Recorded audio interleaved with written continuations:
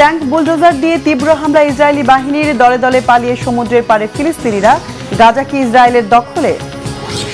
সামরিক শক্তি দেখাতে পাল্টাপাল্টি মহড়ায় রাশিয়া ও পশ্চিমা জোট। রুশ পোল্যান্ড সীমান্তে উত্তেজনা, আরও যুদ্ধ কি আসছে? খেয়ে ফেলছে মগজ, একবার মাথায় ঢুকলে কয়েকদিনের মধ্যে মৃত্যু, নেই ওষুধ। ভারতের কেরালায় এই রোগের সংক্রমণে 19 জনের প্রাণহানি। আসসালামু আলাইকুম, দেখছিলেন Bangla vision world news headline. Tank, bulldozer আর সাজোয়া যান নিয়ে গাজা ভূখণ্ডের আবাসিক এলাকার ভেতরে তাণ্ডব চালিয়ে যাচ্ছে ইসরায়েলি বাহিনী। গাজা খালি করার মিশনের দ্বিতীয় দিনে হত্যা করা হয়েছে 40 জনকে। প্রাণ বাঁচাতে হাজার হাজার ফিলিস্তিনি ছুটছে দক্ষিণে সমুদ্র তীরবর্তী এলাকায়। ভূখণ্ডটি খালি করার নির্দেশের পর নিরীহ ফিলিস্তিনিরা গাড়ি, ট্রাক, কেউ বা পায়ে হেঁটে ছুটছে নিরাপদ আশ্রয়ের খোঁজে। ফিলিস্তিনিরা বলছে, খাদ্যের সংকটের মধ্যে আবাসস্থল হারিয়ে বেঁচে থাকাই এখন তাদের জন্য বড় যুদ্ধ। দক্ষিণে খাদ্যের সংকট আরও বেশি। যারা এরই মধ্যে দক্ষিণে সমুদ্র তীরে পৌঁছেছে, সমুদ্রের পাড়েই হয়েছে তাদের শেষ ঠিকানা। কয়েক দফায় বাস্তুচ্যুত ফিলিস্তিনিরা বলছে এরপর আর তাদের যাওয়ার কোনো ঠিকানা নেই। এদিকে গাজা খালি করার পর এটিকে কয়েক ভাগে ভাগ করার পরিকল্পনা করছে ইসরায়েলি প্রশাসন। ভূখণ্ডটি ভাগ করতে যুক্তরাষ্ট্রের সাথে আলোচনা করছে নেতানিয়াহু প্রশাসন। ইসরায়েলি বাহিনী হামলা চালিয়ে নতুন করে গাজায় হত্যা করেছে 29 ফিলিস্তিনিকে। অনাহারে মৃত্যু হয়েছে আরও 4 জনের। গোটা বিশ্বকে আতঙ্কের মাঝে ঠেলে দিয়ে পাল্টাপাল্টি সামরিক শক্তি দেখাচ্ছে বিশ্বের ক্ষমতাধর দেশগুলোর সামরিক জোট। একটি রাশিয়ার নেতৃত্বাধীন জোট, আর অন্যদিকে আমেরিকা সহ পশ্চিমাদের জোট নেটো। সম্প্রতি যৌথ সামরিক মহড়া চালিয়েছে রাশিয়া বেলারুশ জোট, যাতে যোগ দিয়েছে ইরান, ভারত ও কঙ্গো সহ বেশ কয়েকটি দেশ। এর জেরে রুশ পোল্যান্ড সীমান্তে পাল্টা সামরিক মহড়া চালিয়েছে পশ্চিমাদের জোট নেটো। শত্রুপক্ষকে মোকাবেলার জন্য প্রস্তুত রয়েছে বলে হুমকি দিয়েছে নেটো। পাল্টাপাল্টি মহড়ার কারণে উত্তেজনা দেখা দিয়েছে রাশিয়া ও পোল্যান্ড সীমান্তে। বিশ্বে কি আরেকটি যুদ্ধ হবে? শহীদ আরাফাতের ডেস্ক রিপোর্ট। পাল্টাপাল্টি সামরিক শক্তির মহড়া চালিয়ে বিশ্বের চরম ক্ষমতাধর দেশগুলো দেখিয়ে দিল কেউ কারো চেয়ে কম নয়, দেখালো কার কত ক্ষমতা। তাদের এই শক্তির মহড়া রীতিমতো আলোড়ন তুলেছে গোটা বিশ্বে। ইরান, ভারত, কঙ্গো, মালি সহ বেশ কয়েকটি দেশকে সাথে নিয়ে গেল শুক্রবার থেকে সামরিক মহড়া শুরু করে রাশিয়া বেলারুশ।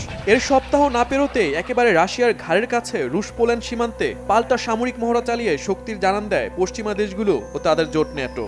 রাশিয়ার কোনো উস্কানি মেনে নেওয়া হবে না, দেওয়া হবে কঠিন জবাব, এমন হুঁশিয়ারি পশ্চিমা এই সংগঠনের। বুধবার নেটো এবং মিত্র দেশগুলোর আয়রন গেট নামের এই সামরিক মহড়ায় অংশ নেয় 30,000 সেনা, অত্যাধুনিক সব ট্যাঙ্ক, হেলিকপ্টার ও যুদ্ধ বিমান। এতে প্রশ্ন উঠেছে, রাশিয়া ও পোল্যান্ড সীমান্তের এই মহড়া খেলা কি বড় ধরনের কোনো যুদ্ধের রূপ নেবে?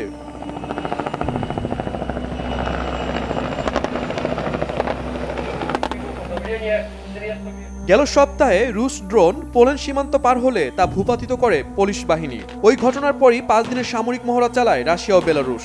মহড়ায় পরমাণু বোমা বহনকারী যুদ্ধ বিমান ও যুদ্ধ জাহাজের প্রদর্শনী দেখা যায়। বিষয়টিকে ভালোভাবে নিতে পারেনি পশ্চিমা দেশগুলো। প্রতিক্রিয়ায় পোল্যান্ড, ক্রোয়েশিয়া সহ পশ্চিমা মিত্রদের নিয়ে শক্তিশালী সামরিক মহড়া শুরু করে নেটো।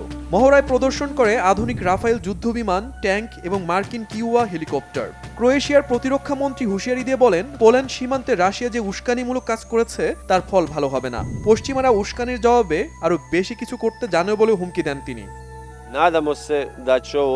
ন্যাটো সদস্যভুক্ত দেশের ভেতরে রাশিয়া ড্রোন উড়িয়ে একটি উস্কানিমূলক বার্তা দিয়েছে। বিষয়টি ভবিষ্যতে আর মেনে নেওয়া হবে না।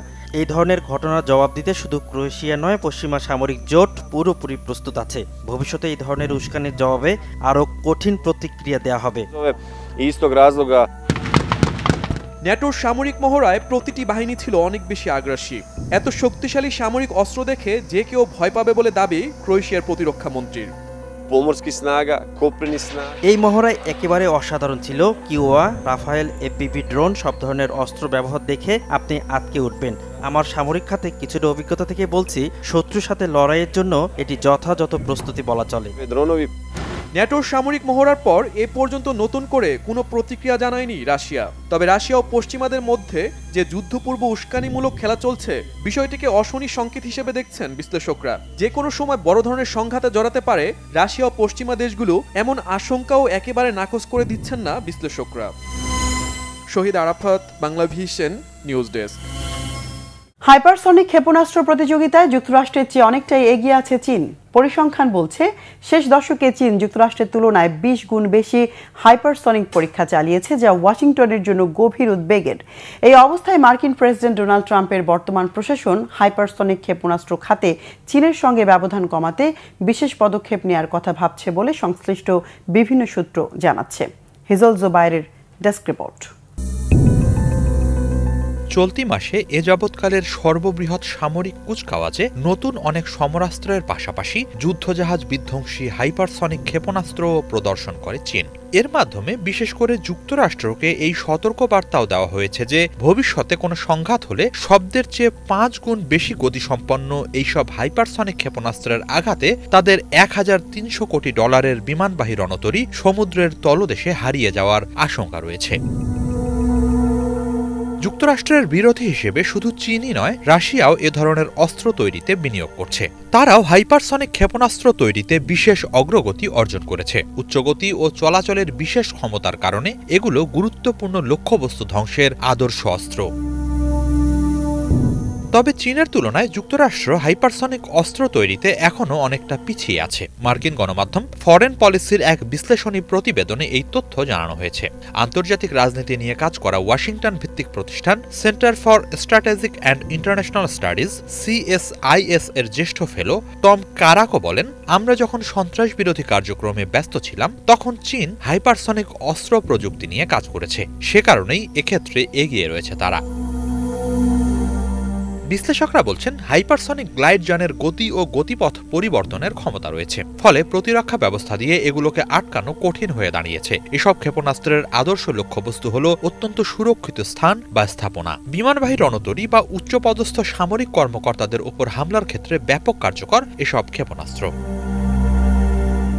সাম্প্রতিক সামরিক কুচকাওয়াজে চীন বিভিন্ন ধরনের হাইপারসনিক অস্ত্র প্রদর্শন করেছে। এগুলোর মধ্যে ছিল YJ-17, YJ-19 ও YJ-20 ক্ষেপণাস্ত্র। 2020 সাল থেকে চীন সেনাবাহিনীতে DF-ZF হাইপারসনিক গ্লাইড যান সরবরাহ শুরু করেছে। হাইপারসনিক ক্ষেপণাস্ত্র খাতে ব্যাপক বিনিয়োগ করছে চীন। 2018 সালে তৎকালীন জ্যেষ্ঠ মার্কিন প্রতিরক্ষা কর্মকর্তা মাইকেল গ্রিফিন এক সম্মেলনে বলেন, গত দশকে যুক্তরাষ্ট্রের চেয়ে চীন 20 গুণ বেশি হাইপারসনিক পরীক্ষা চালিয়েছে।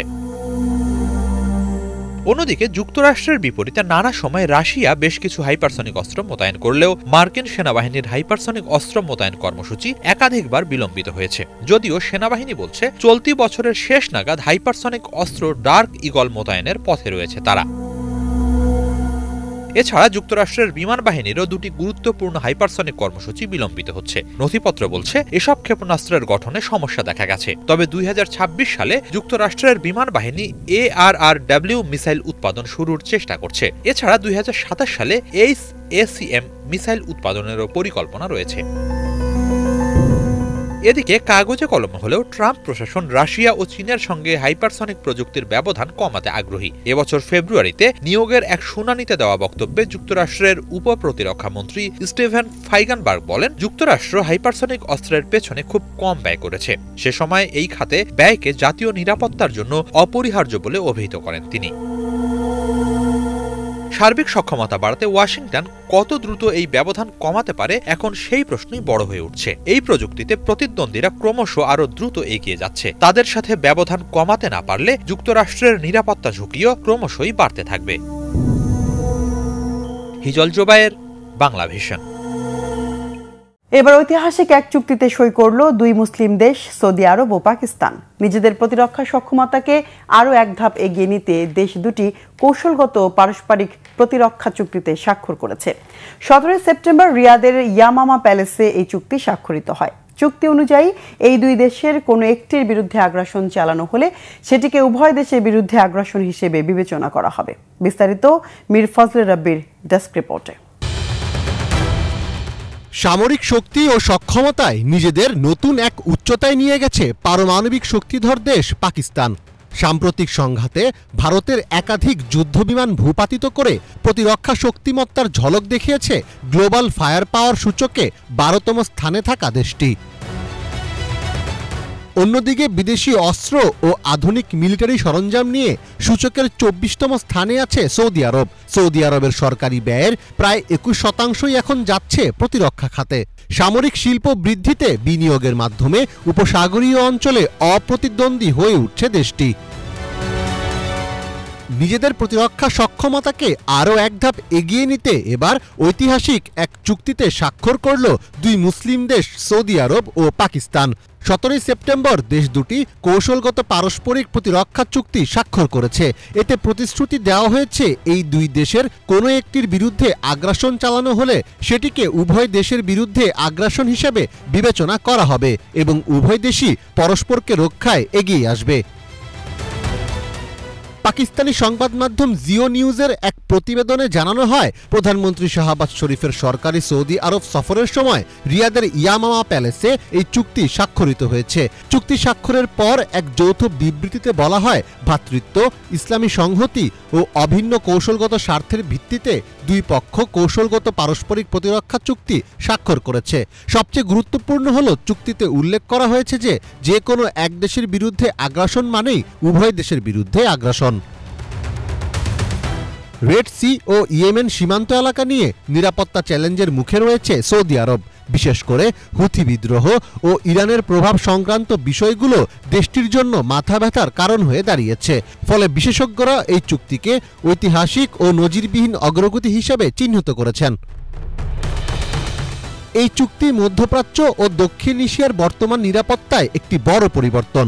কেননা সৌদি আরবের মতো উপসাগরীয় রাষ্ট্রগুলো এতদিন যুক্তরাষ্ট্রের মতো পশ্চিমা শক্তির উপর নির্ভরশীল ছিল।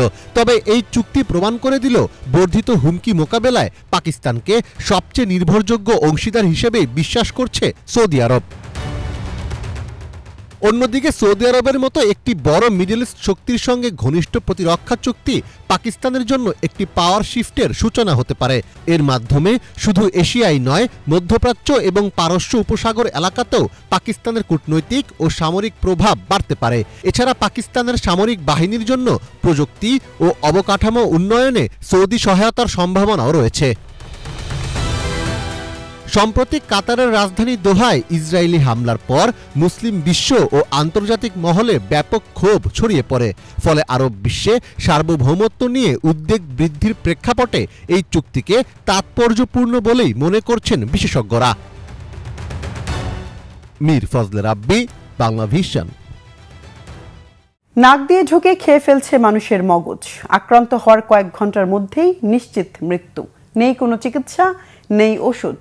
সম্প্রতি ভারতের কেরালায় এমনই এক মগজ খেকো অ্যামিবার সংক্রমণে মৃত্যু হয়েছে 19 জনের। চিকিৎসকরা বলছেন, এই রোগে আক্রান্ত হলে মৃত্যুর ঝুঁকি 97%-এরও বেশি। কি এই রোগ, কোথা থেকে কিভাবে মানুষের মাথায় প্রবেশ করে এটি? এই বিশ্ব কি আরও একটি মহামারীর দিকে এগিয়ে যাচ্ছে? কোনো চিকিৎসা না থাকায় কিভাবে এর থেকে রক্ষা পাবে মানুষ? ডেস্ক রিপোর্টে জানাচ্ছেন ইমরান মাহমুদ। এক নতুন আতঙ্ক ছড়িয়েছে ভারতে। এক বিশেষ ধরনের অ্যামিবা মানুষের মস্তিষ্কে প্রবেশ করে খেয়ে ফেলছে মগজ। ভারতের কেরালায় এই ব্রেইন ইটিং অ্যামিবা সংক্রমণের ঘটনায় জনমনে তীব্র ভীতি দেখা দিয়েছে। টাইমস অফ ইন্ডিয়ার একটি প্রতিবেদনে বলা হয়েছে, অন্তত 19 জনের মৃত্যু ঘটেছে এই বিরল ও ভয়াবহ রোগে। বিবিসিতে প্রকাশিত খবরে আরও জানানো হয়, আক্রান্তদের অধিকাংশই শিশু ও তরুণ প্রজন্মের। আর সবচেয়ে ভয়াবহ বিষয় হচ্ছে, এই রোগে আক্রান্ত হলে রয়েছে নিশ্চিত মৃত্যুর আশঙ্কা। এমনটাই জানিয়েছেন চিকিৎসকরা। তাহলে কি বিশ্ব আবারও যাচ্ছে আরও একটি মহামারীর দিকে? রোগটির বৈজ্ঞানিক নাম প্রাইমারি অ্যামিবিক মেনিনগোএনসেফালাইটিস বা PAM। এটি মূলত এক বিশেষ ধরনের অণুজীব অ্যামিবার মাধ্যমে ছড়ায়। সাধারণত উষ্ণ ও দূষিত পানিতে এদের বসবাস। এনডিটিভির এক প্রতিবেদনে বলা হয়েছে, এই অণুজীব শরীরে প্রবেশ করে নাকের মাধ্যমে এবং সরাসরি চলে যায় মস্তিষ্কে। একবার মস্তিষ্কে প্রবেশ করলে সেটি ধীরে ধীরে মস্তিষ্ক নষ্ট করতে থাকে। চিকিৎসকরা বলছেন, এ কারণেই একে ব্রেইন ইটিং অ্যামিবা বলা হয়। ক্লিভল্যান্ড ক্লিনিকের তথ্য অনুযায়ী এই রোগের প্রাথমিক লক্ষণ সাধারণ সর্দি জ্বর বা মেনিনজাইটিসের মতো। মাথা ব্যথা, জ্বর, বমি, চোখে ঝাপসা দেখা, ঘাড় শক্ত হয়ে যাওয়া, খিঁচুনি এবং পরবর্তী ধাপে হ্যালোসিনেশন ও কোমায় চলে যাওয়ার মতো উপসর্গ দেখা দেয়। একবার সংক্রমণ শুরু হলে মাত্র কয়েক দিনের মধ্যেই রোগীকে মৃত্যুর দিকে ঠেলে দেয় এই অণুজীব। এই রোগে আক্রান্ত হলে মৃত্যুহার প্রায় ৯৭%-এরও বেশি। এখন পর্যন্ত নির্দিষ্ট কোনো ওষুধ বা চিকিৎসা আবিষ্কার হয়নি যা নিশ্চিতভাবে রোগীকে বাঁচাতে পারে। কিছু ক্ষেত্রে অ্যান্টিফাঙ্গাল ওষুধ এবং নতুন ধরনের পরীক্ষামূলক চিকিৎসা প্রয়োগ করা হলেও ফলাফল আশানুরূপ নয়। চিকিৎসকরা বলছেন, একবার এই রোগে আক্রান্ত হলে তা প্রায় নিশ্চিত মৃত্যুর শামিল, তাই প্রতিরোধই একমাত্র পথ। কেরালার স্বাস্থ্য কর্তৃপক্ষ পরামর্শ দিয়েছে নদী, লেক, পুকুর, অপরিষ্কার সুইমিং পুল বা উষ্ণ পানিতে অযথা সাঁতার না কাটতে এবং বিশেষ করে শিশুদের এসব থেকে বিরত রাখতে। পানির ট্যাঙ্ক ও সুইমিং পুল পরিষ্কার ও জীবাণুমুক্ত রাখা খুবই জরুরি। এখন প্রশ্ন উঠেছে, এটি কি পরবর্তী বৈশ্বিক মহামারী হয়ে উঠতে পারে? বিশেষজ্ঞরা বলছেন, এই আশঙ্কা আপাতত খুব বেশি নয়, কারণ এই অ্যামিবা ছোঁয়াচে নয়, অর্থাৎ এক ব্যক্তি থেকে অন্য ব্যক্তিতে ছড়ায় না, শুধুমাত্র পানির মাধ্যমে নাক দিয়ে শরীরে প্রবেশ করতে পারে। তাই কোভিড-19-এর মতো বৈশ্বিক সংক্রমণ ছড়ানোর ঝুঁকি তুলনামূলকভাবে কম। তবে ভারত, বাংলাদেশ, পাকিস্তান সহ দক্ষিণ এশিয়ার দেশগুলোতে যেখানে পানির বিশুদ্ধতা ও স্যানিটেশন নিয়ে সমস্যা আছে, সেখানে এই রোগের ঝুঁকি উড়িয়ে দেওয়া যায় না। জলবায়ু পরিবর্তনের কারণে পানির তাপমাত্রা বাড়লে এ ধরনের অ্যামিবার সংখ্যা আরও বাড়তে পারে বলেও আশঙ্কা করছেন গবেষকরা।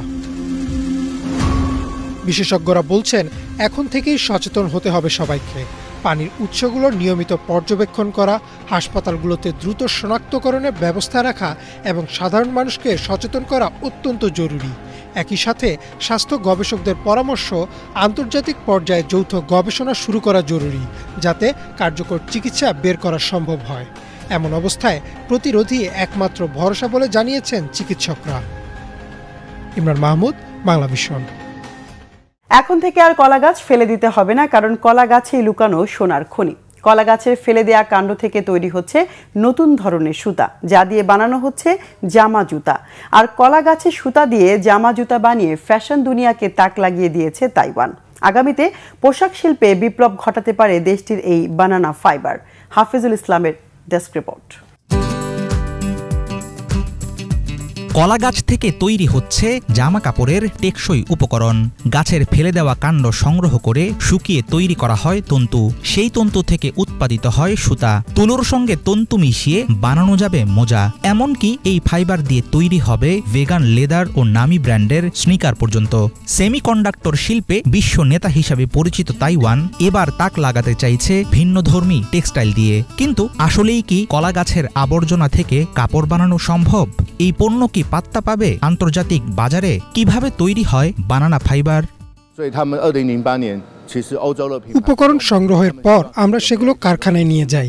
ক্রাশিং ও প্রেসিং এর পর জীবাণুমুক্ত করা ও সংরক্ষণের ধাপ সম্পন্ন করা হয়। তারপর ডিগামিং ও শুকানোর মাধ্যমে আমরা পাই তন্তু। কিছু সূক্ষ্ম তন্তু আরও গুঁড়ো করে সেগুলো পাঠানো হয় সিনথেটিক লেদার কারখানায়। সব একসাথে মিশিয়ে তৈরি হয় ভেগান লেদার। তাইওয়ানের মধ্যাঞ্চলে অবস্থিত ছোট্ট গ্রাম চাংহুয়া। উদ্যোক্তা নেলসন ইয়াংয়ের নেতৃত্বে সেখানেই গড়ে উঠেছে পরিবেশ বান্ধব বানানা ফাইবার উৎপাদন কারখানা। কলা কেটে ফেলার পর গাছের মাঝের অংশ জমিতে ফেলে রাখা হয় পচার জন্য।